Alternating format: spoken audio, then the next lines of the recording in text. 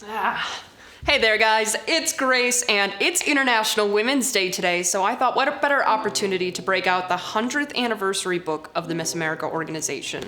Let's take a look through women's empowerment history. I guess this one's signed, you know? Special edition. Pretty cool. It is actually really neat to see some signatures. Actually, fun fact, 12-year-old me sat through an entire algebra class and just signed one sheet of paper and over again because I wanted my signature to be pretty like all of the former Miss Americas. That's weird. Now here I am. All right, so we're starting with the 20s here. The first one that caught my eye was Miss America 1926, Norma Smallwood. She's from Tulsa, Oklahoma. She earned approximately $100,000 for personal appearance fees.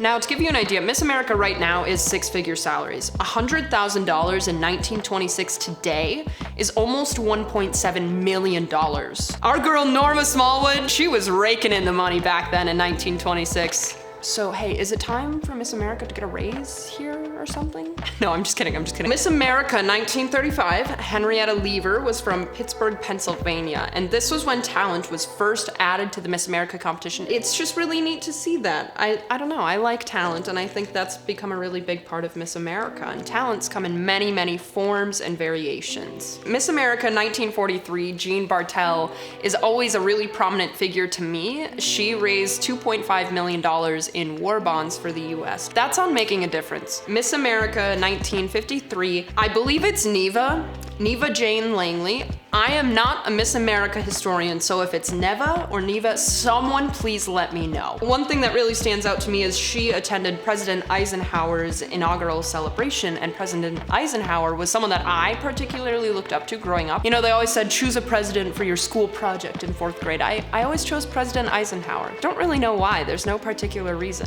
So 1969, Miss America, Judith Ann Ford. So I actually met her this year at Miss America. I just remember her talking about being a trampolinist. We were honestly all sitting in the hotel floor listening to her speak. She was really, really kind. Talent is truly, you know, anything as long as it's entertaining. So now we've got Miss America 1973, and I honestly also chose this because this is my homegirl. Miss America 1973, Terry Ann Mewson from Wisconsin, is actually here on the wall in the Miss America condo. She went on to become a co-host of a TV show, and she really had a successful career. And that's something that's really special, is seeing women not only serve as Miss America, but see their lives after Miss America too. One really neat thing about Terry as well is that she was 50 years prior to me being crowned Miss America. So it was the 50th anniversary for her as Miss America, and you know, Wisconsin came back for a 3rd year. Let's keep it going here. So we're in the 80s.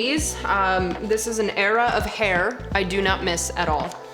As if I was alive. Miss America 1984, Vanessa Williams, who is also right on the wall behind me. She's right there. She's the first African-American woman to become Miss America and truly was a trailblazer, and I think that's so special to highlight and to continue highlighting. And that's what today's about for International Women's Day. Somebody that really stood out from the 90s was Miss America 1992, Carolyn Sapp.